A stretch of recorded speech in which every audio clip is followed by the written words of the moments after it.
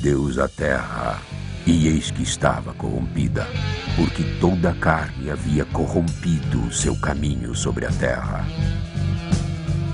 E viu o Senhor que a maldade do homem se multiplicara sobre a terra, e que toda a imaginação dos pensamentos de seu coração era má continuamente. A terra, porém, estava corrompida diante da face de Deus, e encheu-se a terra de violência.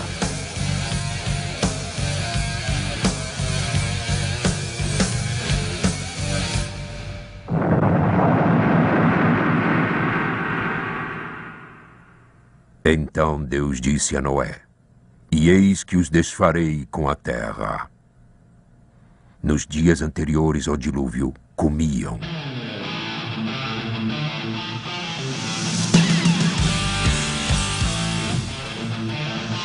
bebiam,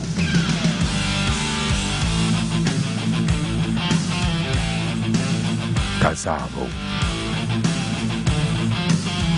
e davam-se em casamento, até o dia em que Noé entrou na arca e não o perceberam. Então veio o dilúvio e os levou a todos.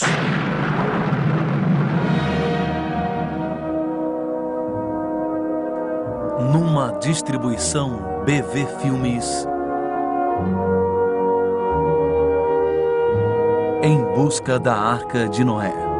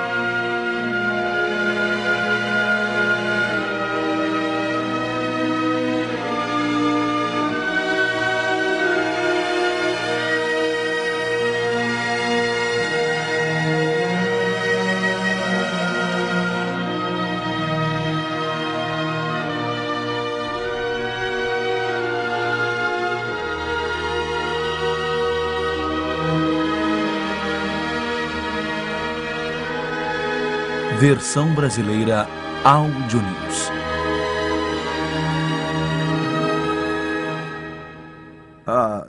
A narração do dilúvio em Gênesis sobre a Arca de Noé foi considerada por muitos como simples mitologia, apenas parte do folclore religioso.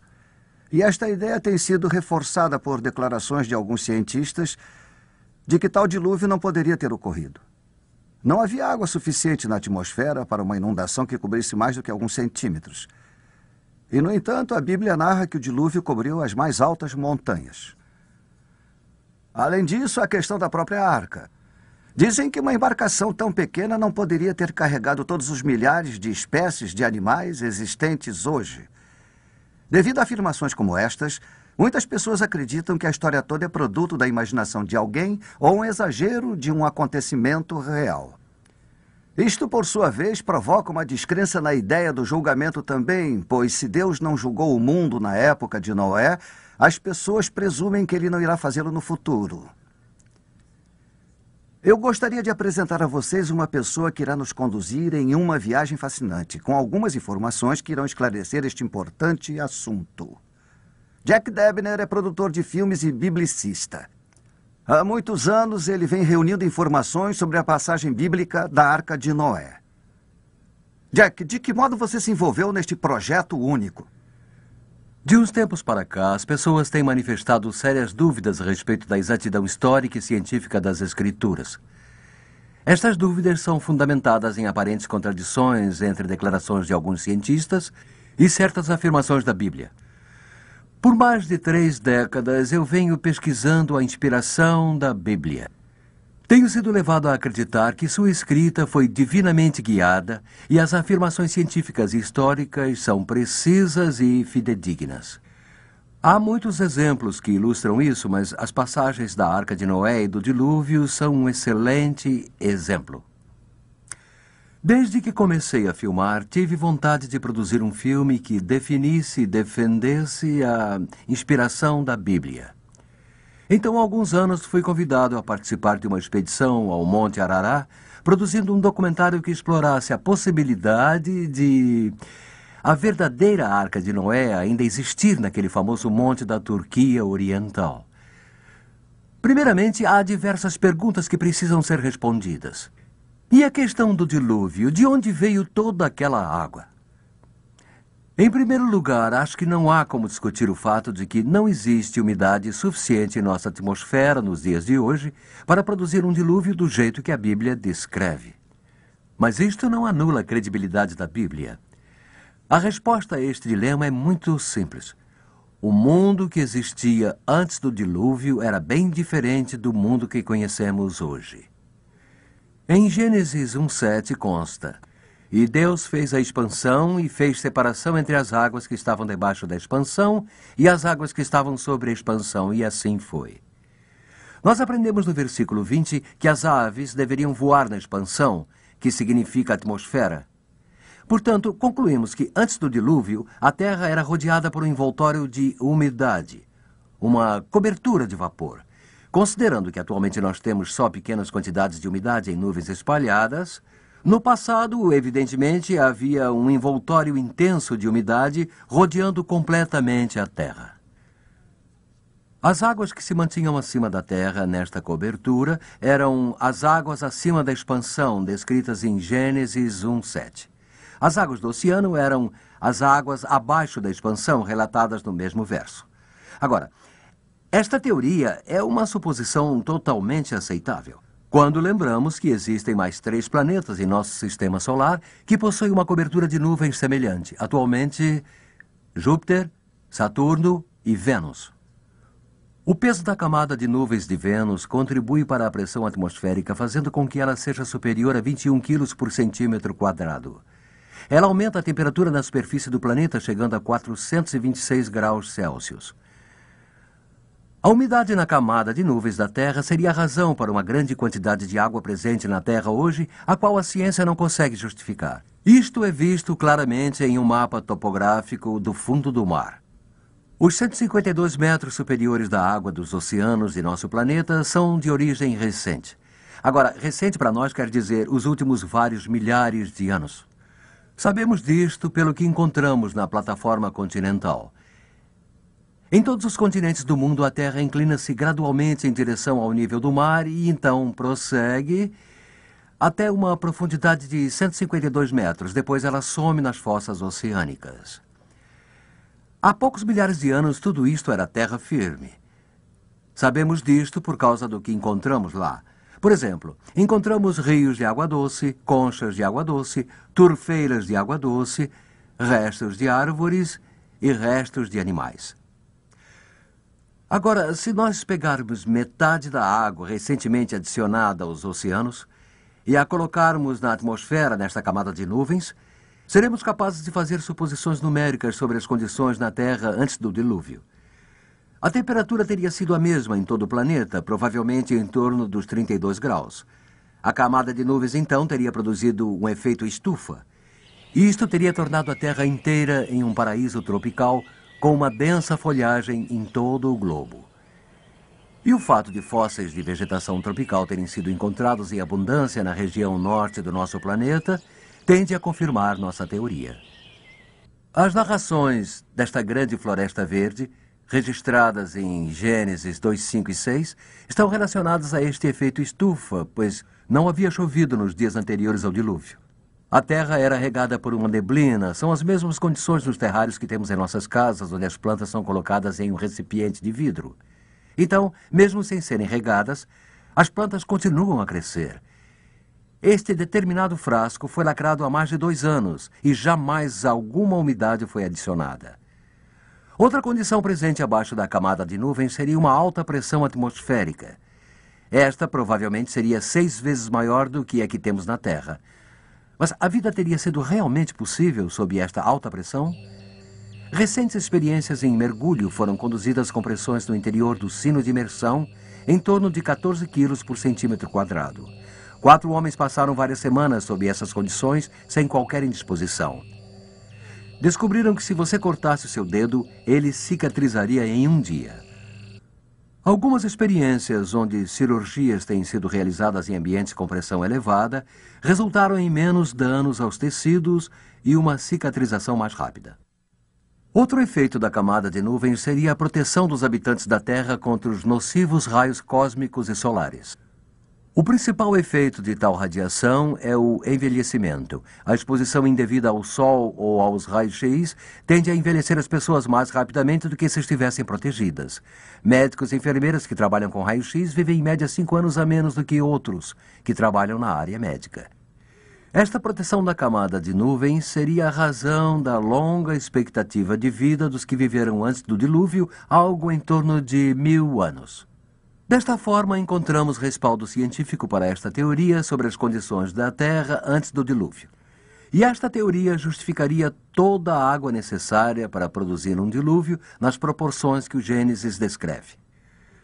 Mas os aspectos físicos da Terra não são as únicas considerações. Foram os pensamentos e as ações perversas da humanidade que causaram o dilúvio.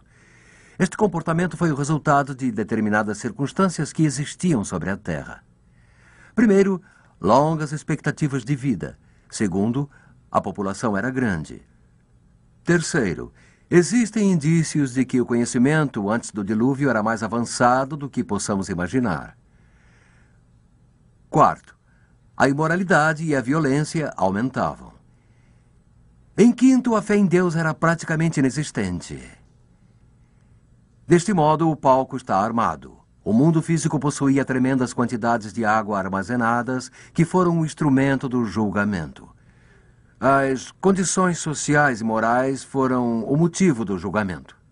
E Deus foi o iniciador do julgamento. Para operar transformação de tal intensidade a partir das condições antediluvianas, a ação divina seria necessária. O modo como o dilúvio começou não é muito claro, mas 2 fatos distintos ocorreram. Gênesis 7:11 diz: no ano 600 da vida de Noé, no mês segundo, aos 17 dias do mês, naquele mesmo dia romperam-se todas as fontes do grande abismo e as comportas dos céus se abriram. Reparem nos 2 atos distintos que correspondem às 2 condições da terra recém-criada.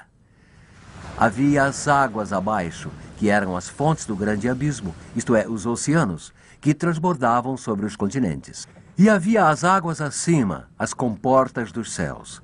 Estas eram a camada de nuvens que chegava à terra em forma de chuva. Agora, como os oceanos cobriram os continentes, nós não sabemos.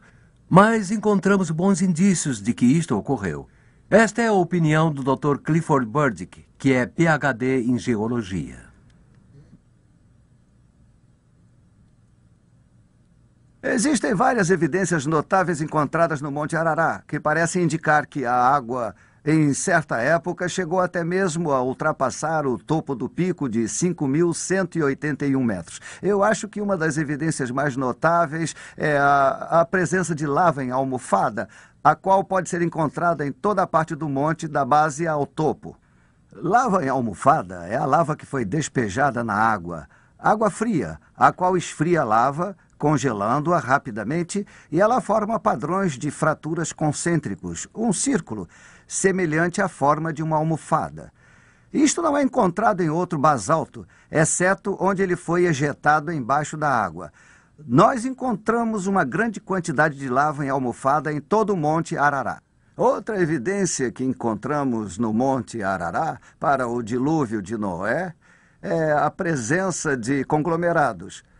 Conglomerados são rochas sedimentares cimentadas com partículas distintas de rochas que, na verdade, foram arredondadas ao rolar em correntezas. Eu as vi a 3.962 metros no Monte Arará.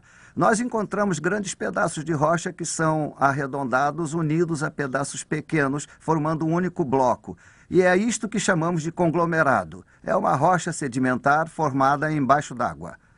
Eu acho que uma das mais espetaculares e talvez esclarecedoras evidências do dilúvio, de que as águas do dilúvio cobriram o monte, foi a descoberta que nós fizemos na parte ocidental do monte.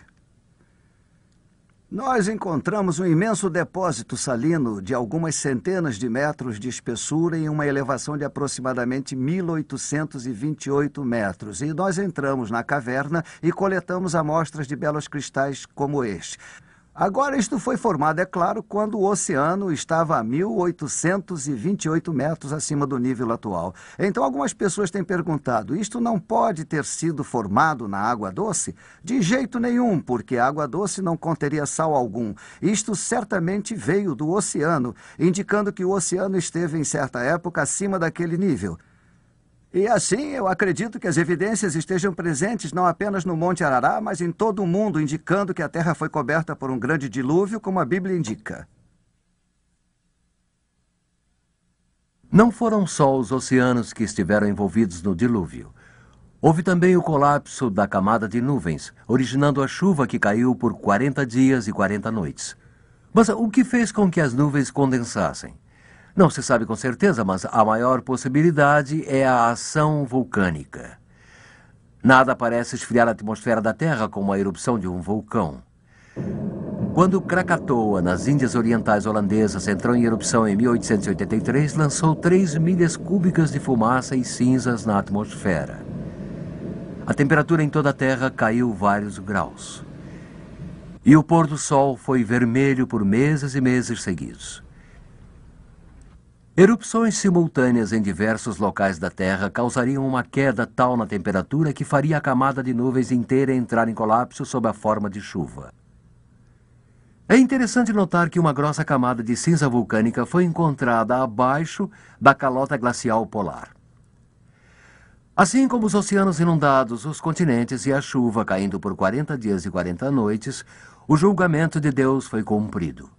A humanidade recebia o castigo pelo pecado. Agora, quais foram os resultados do dilúvio? Em primeiro lugar, houve afogamentos. Este era o propósito do dilúvio, a destruição de toda a vida aeróbia, especialmente o homem. Esta foi a maior catástrofe na história do mundo e foi ocasionada pelo pecado do homem e sua rebelião contra Deus. Mas este modo de julgamento jamais será repetido, pois com o colapso da camada de nuvens, não haveria meio de repetir o acontecido. E, do mesmo modo, então, com a retirada da camada de nuvens, um arco-íris apareceria pela primeira vez na história. E este foi o símbolo escolhido por Deus de sua promessa. Nunca mais o mundo receberia como sentença tal dilúvio. Agora, é preciso deixar claro que não temos necessariamente de acreditar que o dilúvio aconteceu exatamente deste modo. O que estamos tentando mostrar é que o dilúvio foi cientificamente possível, pois muitos pensam que era totalmente impossível. Isto nos fornece uma alternativa plausível, que está em concordância com os dados científicos. Mas o dilúvio é só metade do problema. Nós também temos perguntas sobre a veracidade da arca. Ela existiu algum dia? E será que era grande o suficiente para transportar todas as espécies de animais? Eu acho que essas perguntas também podem ser respondidas com uma grande quantidade de elementos reais. Há 2 áreas básicas de interesse. Primeiro, o tamanho real da arca. E segundo, a possibilidade intrigante de que, neste exato momento, ela ainda possa estar no Monte Arará. Há evidências que indicam que ela tem resistido durante todos esses milhares de anos. E isto é ainda mais notável quando nos damos conta do quão grande esta arca realmente era. Agora, a pergunta sobre a capacidade de a arca transportar todos os animais necessários para perpetuar todas as espécies é respondida simplesmente pela reconstrução da capacidade volumétrica da embarcação. Pedimos a um especialista que viesse hoje e fizesse isto. O Dr. John Whitcomb especializou-se no Antigo Testamento e escreveu diversos livros sobre o dilúvio e a arca. O Dr. Whitcomb descreverá para nós quão grande a arca era e qual a sua aparência. Ao contrário da opinião popular, a arca não era uma pequena embarcação com uma casinha no interior.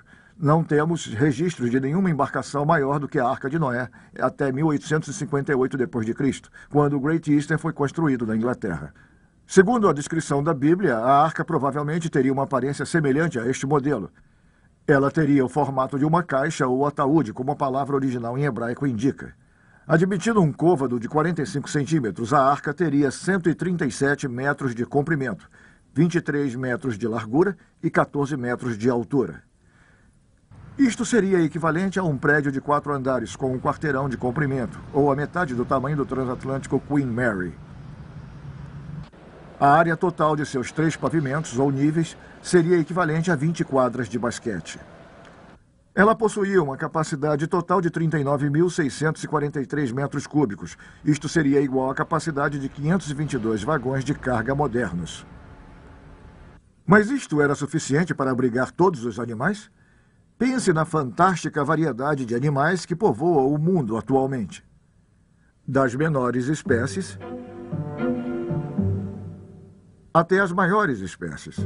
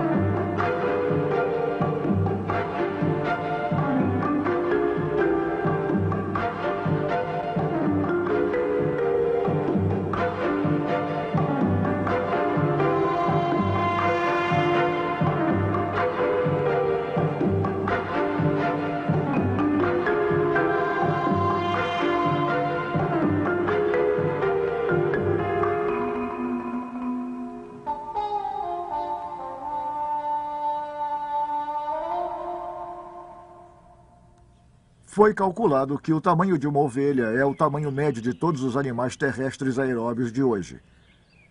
Alguns animais são maiores, muitos são menores, mas seu tamanho médio é o de uma ovelha. Se nós tomarmos 2 ovelhas como representantes de cada espécie de animal hoje, poderíamos colocar todos eles em menos de 200 vagões de carga. Isto significa que a arca teria sido grande o bastante para carregar todos os animais aeróbios existentes no mundo de hoje, e mais, todos aqueles que existiram um dia e hoje estão extintos. É preciso lembrar que espécies não são o mesmo que variedades. Assim, provavelmente, havia apenas 2 gatos e 2 cachorros na arca. Não 2 de cada variedade de gatos e cachorros. As variedades atuais são descendentes deles. E sobre a construção da arca? E onde a porta e a janela ficavam? A Bíblia afirma que a arca foi feita de madeira gopher. O que isto era exatamente não temos certeza, porque gopher não é a tradução da palavra, mas a forma em inglês da palavra hebraica gopher. Havia uma porta na lateral, provavelmente no 3º compartimento, com rampas para os 2 compartimentos inferiores.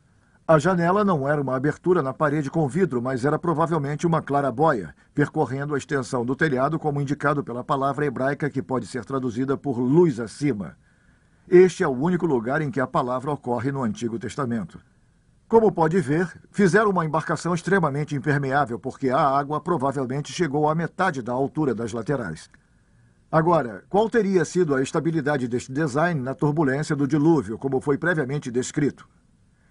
Um estudo foi elaborado sobre esta questão pelo Dr. Henry Morris, um especialista em hidrodinâmica. Eu e ele escrevemos um livro sobre o dilúvio do Gênesis.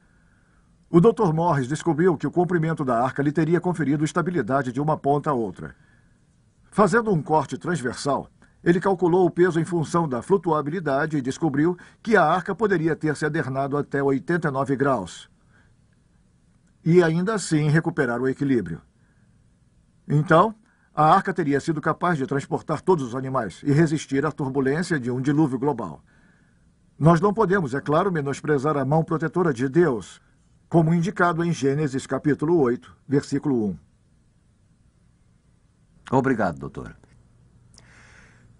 A questão que permanece é: esta grande embarcação de madeira poderia ter resistido durante milhares de anos naquele pico congelado?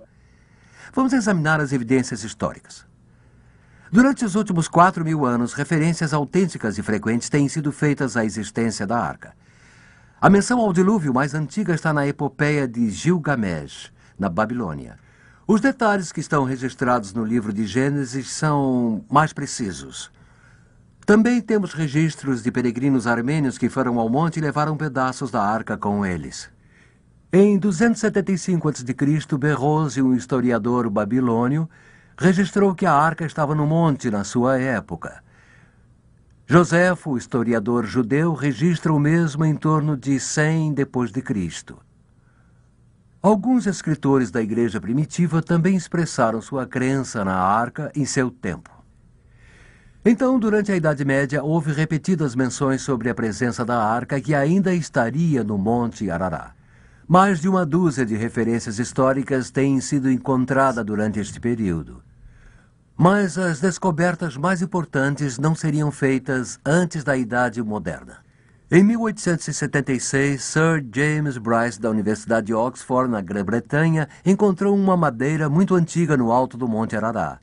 Em 1883, o Chicago Tribune e o New York World noticiaram a verdadeira descoberta da arca por funcionários do governo turco que inspecionavam danos causados por terremotos no monte. 4 anos mais tarde, o príncipe Nouri, arquidiácono da igreja nestoriana, afirmou ter escalado o Monte Arará e descoberto ruínas da arca. Ele fracassou em seu esforço de levantar dinheiro suficiente para retirar a embarcação do monte. Então, em 1902 e 1904, um armênio com o nome de George Hagopian escalou o monte, descobriu a arca e explorou o seu interior. Antes de sua morte, ele orientou este artista em seu desenho da arca. Note como corresponde precisamente à descrição bíblica. Durante a Primeira Guerra Mundial, a arca foi novamente avistada, desta vez por soldados russos, sob o comando do coronel Alexander Koor. Quando o czar Nicolau ouviu a notícia, mandou cientistas de volta ao monte para estudar a descoberta.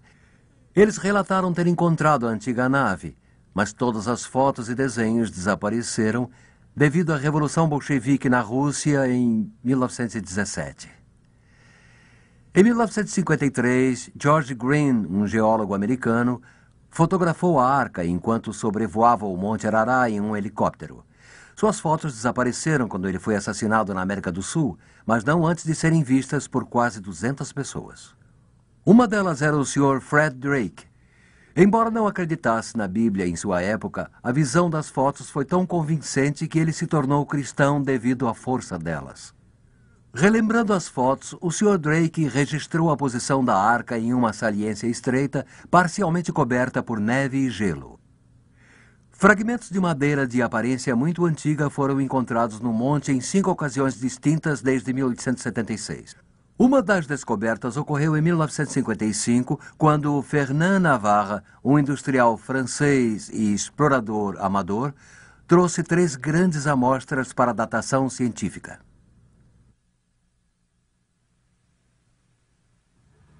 En 1955, je suis parti. Em 1955, nós fizemos outra expedição ao Monte Arará.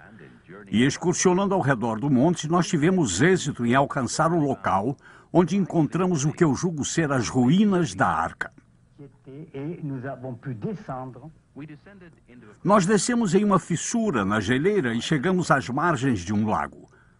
Ao cavar este gelo, nós conseguimos extrair um pedaço de madeira de mais ou menos 1,5 metro de comprimento.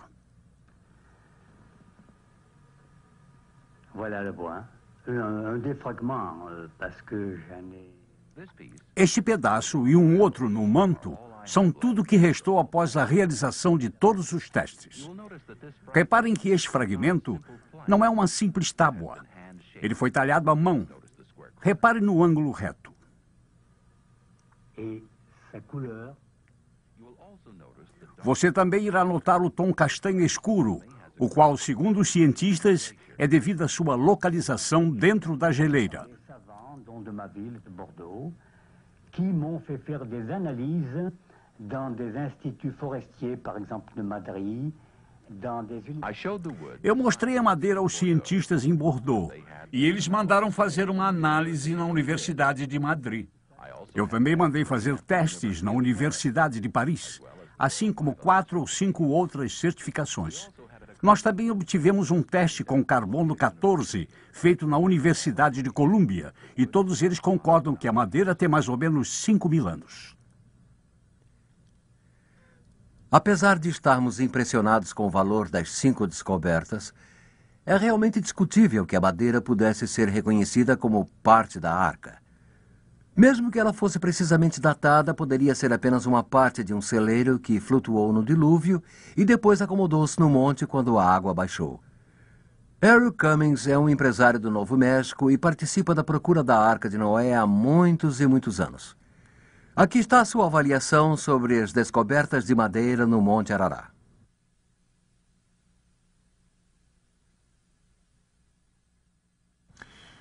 Nós nunca dissemos até onde o nosso grupo ou minha própria família, os que estão envolvidos no trabalho de pesquisa e aqueles, é claro, associados a mim, nós nunca dissemos que as pranchas encontradas no monte eram da Arca de Noé. Nós apenas dissemos que as pranchas encontradas no monte pareciam ser madeira de lei e talhadas à mão. E isto em um monte que não possui uma árvore, madeira de lei, pelo menos. Não existe tal madeira de lei em um raio de 160 quilômetros do monte. Mas nós jamais dissemos que tal pedaço de madeira ou tábua pertença à Arca de Noé. E não até, pelo menos, descobrirmos a Arca de Noé e concluirmos que a madeira da arca é igual àquelas que temos encontrado. O fato é que, com o passar dos anos, especialmente nos últimos 125 anos, a nave foi avistada cerca de 21 vezes, de acordo com as afirmações daqueles exploradores e expedições que estiveram lá. Há tábuas encontradas no Irã que têm resistido a todos os tipos de tempo, quente e frio, úmido e seco, por 1000 anos mantendo-se em bom estado ao ar livre. Mas, é claro, nós acreditamos que a calota glacial de 32 quilômetros do Monte Arará e os picos que se projetam dela e que são em número de 12, nós acreditamos que a nave será encontrada nesta área. Fragmentos de madeira encontrados em 1955 e 1969 não apresentaram uma datação consistente. Então, no verão de 1974, uma nova expedição foi ao Monte Arará para obter amostras de madeira e preservá-las cuidadosamente para a datação atômica. Nossa equipe de filmagem fazia parte daquela expedição quando ela chegou ao monte em julho. Os picos dos 2 vulcões erguem-se majestosamente sobre as planícies da Turquia Oriental. O Grande Arará eleva-se à altura de 5.170 metros e o Pequeno Arará, 3.924 metros. Há uma cobertura permanente de gelo no monte mais alto que tem uma área de 57 quilômetros quadrados. Em alguns locais, a geleira tem mais de 30 metros de espessura. Na maior parte do tempo, o pico do Arará fica coberto por nuvens devido à sua altura e à baixa temperatura da geleira. A subida do monte foi feita em sua maior parte a pé, com animais de carga transportando barracas, comida e equipamento. Nós subíamos cada vez mais alto sobre rochas soltas e escorregadias. No ar rarefeito, cada passo é trabalhoso. Subíamos ainda mais alto, seguindo nosso guia curdo. Mas estaríamos no monte certo? Alguns, no decorrer da história, têm tido sérias dúvidas sobre este pico em particular. Esta é a opinião do Dr. John Warwick Montgomery, líder da expedição de 1974. Eu estou no monte conhecido hoje como Agridag, o antigo Monte Arará. Nós estamos a 3.600 metros, uma altitude de aproximadamente 11.000 pés. A Rússia está à minha direita, a cerca de 16 quilômetros de distância, e o Irã à minha esquerda. Este é o monte onde, segundo a Bíblia, Noé desembarcou quando as águas do dilúvio baixaram. Algumas pessoas têm questionado se este monte é mesmo o monte onde a Arca de Noé repousou. E no final do século XIX, James Bryce, diplomata e também alpinista, soube que fizera papel de bobo ao subir este monte de difícil acesso quando ele próprio encontrou madeira e a associou à arca. Mas Bryce defendeu-se muito bem perante a Royal Geographic Society, e um dos argumentos mais fortes que usou foi que, desde o passado remoto, o povo do monte o considerava como aquele no qual a arca encalhou. Este povo, conhecido como curdo, vive aqui há séculos e até bem pouco tempo eles não subiam ao topo do monte, pois estavam convencidos de que o pico era protegido por Jinn, espíritos do monte, e estes espíritos do monte estavam ali porque protegiam o local no qual a arca havia encalhado. Continuamos a subir, esperando alcançar uma altitude de 4.267 metros, onde há muitos anos Navarra encontrou fragmentos de uma madeira antiga talhada à mão. Logo estávamos na calota glacial, cruzando várias vezes os muitos picos. Ao atravessarmos o cume de 4.419 metros, podíamos ver a geleira Parrot diante de nós. Examinar o interior da fissura foi extremamente difícil e muito perigoso. Mas este é o local exato onde os fragmentos de madeira foram achados anteriormente. Por fim, chegamos à caverna de gelo onde Navarra fez sua descoberta em 1955. Mas, para nosso profundo desapontamento, a água quase congelada nos impediu de descer a maiores profundidades. Após viajarmos milhares e milhares de quilômetros e esperarmos nossa autorização por vários dias, fomos forçados a desistir de nossas tentativas. Nossas autorizações haviam expirado e outros compromissos de filmagem precisavam ser cumpridos.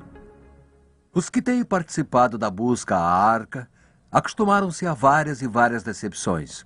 Contudo, nossa maior frustração ao produzir este filme foi a ausência de qualquer depoimento em primeira mão, especialmente de uma testemunha ocular viva. Desejávamos, sinceramente, algo que tivesse importância na argumentação pela veracidade da história. Embora a verdadeira arca não tenha sido vista ultimamente, existem duas provas que justificam com muita eficiência a exatidão das observações recentes. Em 1972, o satélite de recursos terrestres fotografou o Monte Ararat de uma altitude de 917 quilômetros. As fotos tiradas pelo satélite estão na Biblioteca do Satélite de Recursos Terrestres em Sioux Falls, Dakota do Sul. As imagens são geradas eletronicamente do mesmo modo que as imagens de televisão são produzidas. As fotos são tiradas de sinais transmitidos pelos satélites. Cada foto cobre uma área de 33.669 km².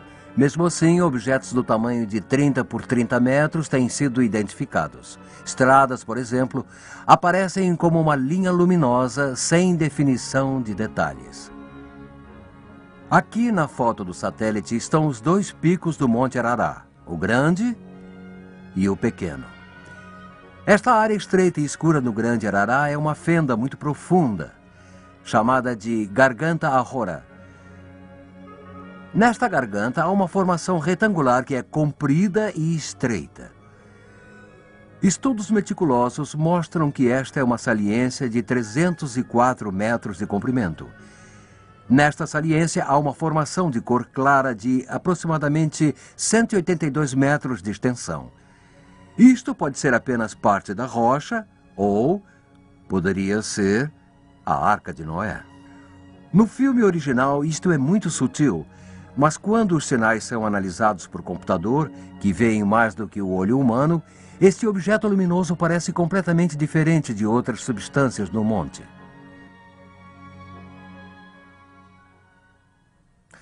Muitas vezes nos perguntam se as evidências indicam a existência da arca no Monte Ararat, por que simplesmente alguém não examina e resolve isto de uma vez?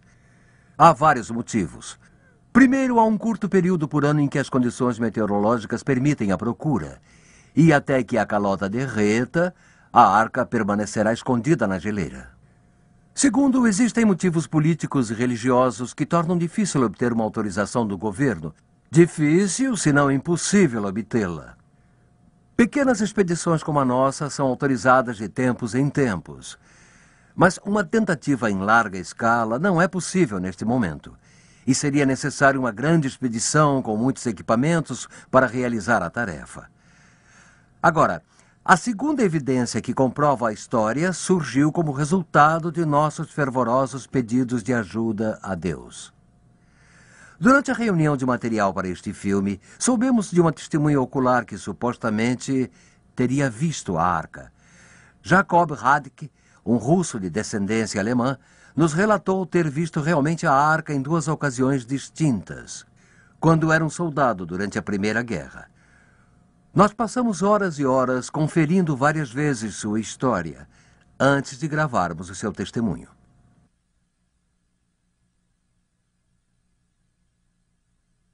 Eu tinha apenas 18 anos, quando fui convocado pelo Exército, onde nós tínhamos 3 meses de treinamento e, após nosso treinamento, penetramos na Rússia até o Cáucaso. E dali em diante, nós tínhamos de caminhar. Andávamos 2 dias e descansávamos, então 1.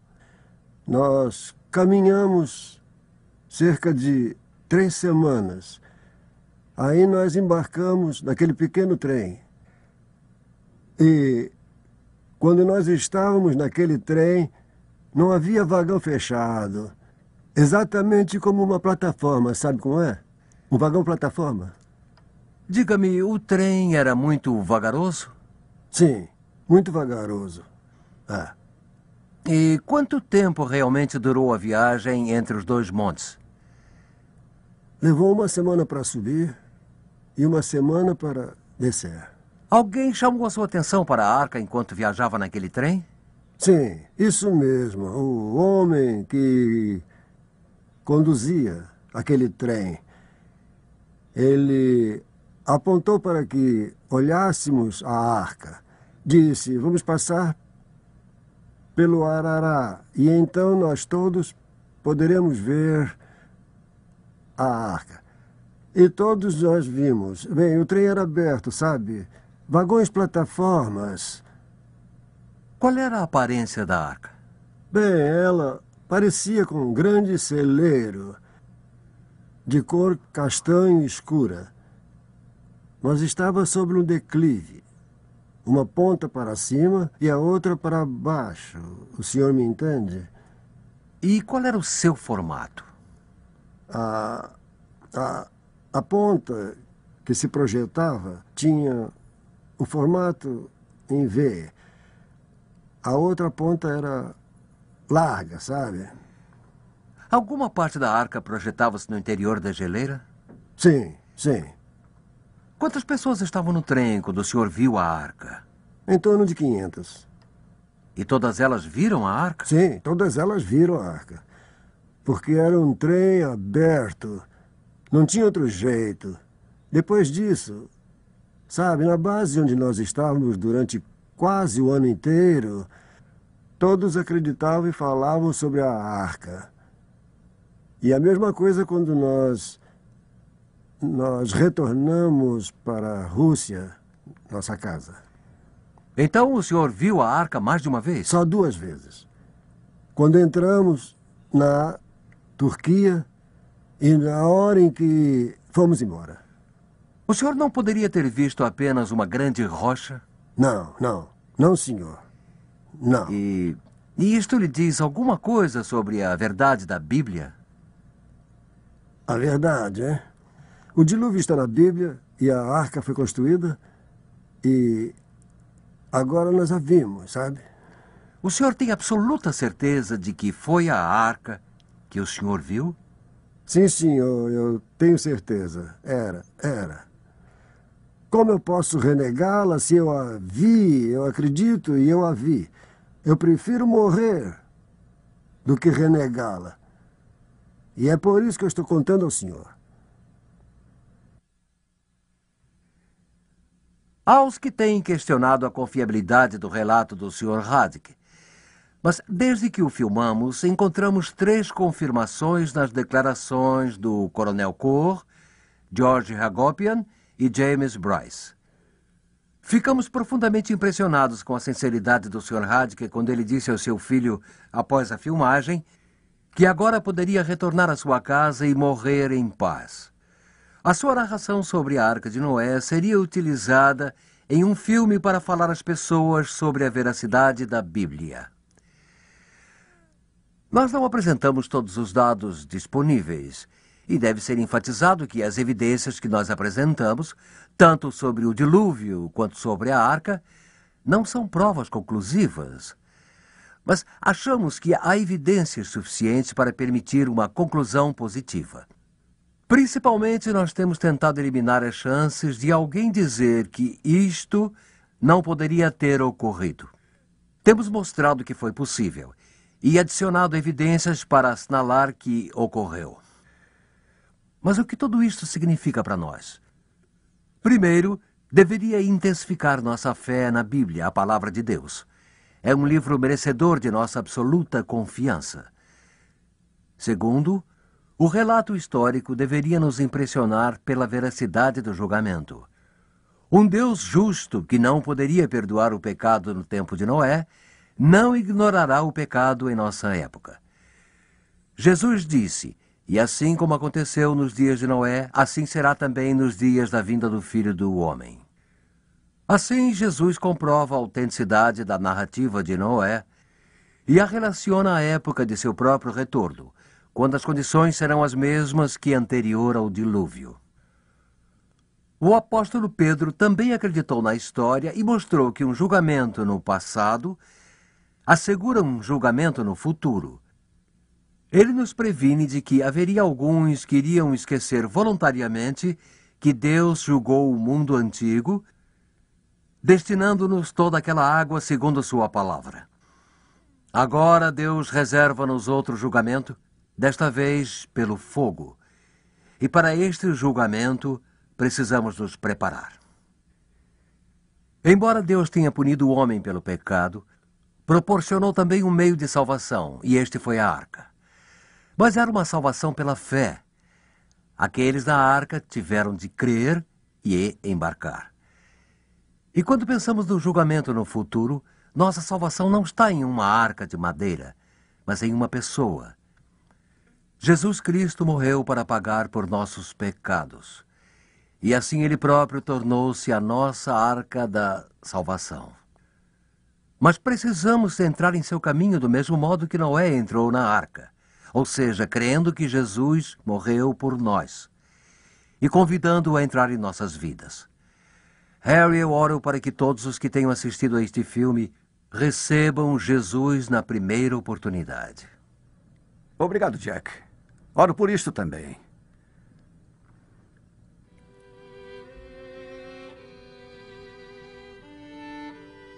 E eu estou certo de que existem muitos hoje que são como as pessoas do tempo de Noé. Na minha imaginação, eu posso ver os trabalhadores que Noé chamou para ajudá-lo na construção da arca. Deve ter havido ocasiões em que Noé os avisou sobre o julgamento. Mas suas pregações foram recebidas com risos e zombaria. Ninguém jamais tinha ouvido falar sobre um dilúvio e nunca tinha chovido. E um julgamento? Bem, se existisse um Deus, ele não lançaria sua ira sobre eles. Então Noé e os seus continuaram o seu trabalho no grande barco, enquanto os outros saíram para comer e beber e praticar os seus pecados sexuais. E depois brigar e matar uns aos outros. Todo o tempo eles mantiveram o julgamento afastado de suas mentes. E assim foi por 120 anos. Noé lealmente preveniu e as pessoas sempre zombando. E chegou o dia profético, quando Noé e sua família e todos os animais embarcaram em segurança e Deus fechou a porta. Não havia mais esperança. Então a terra tremeu e os oceanos começaram a inundar seus litorais. E pela primeira vez na história, começou a chover. Então aqueles que haviam debochado de Noé e ridicularizado seus avisos buscaram segurança nas terras mais altas. Reuniram suas famílias e correram freneticamente de uma colina para outra, até que por fim não havia mais para onde ir. E suas mortes na água estavam prestes a ocorrer. Eles podiam buscar com os olhos na tempestade e ver a imensa arca transportando seus ocupantes em segurança. Que agonia e remorso devem ter se apossado de seus corações. Enquanto diziam para si mesmos, se ao menos eu tivesse acreditado, se ao menos eu tivesse obedecido, agora eu estaria salvo.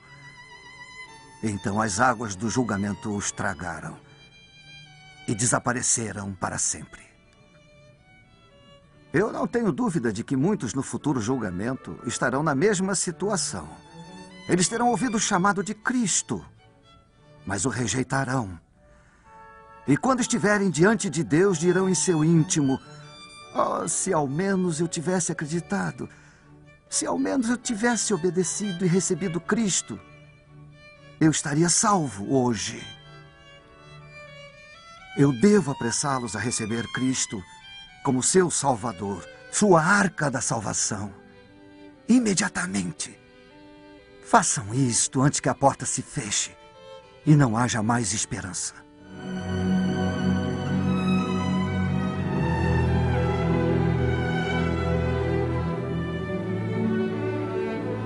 E como foi nos dias de Noé, assim será também a vinda do Filho do Homem.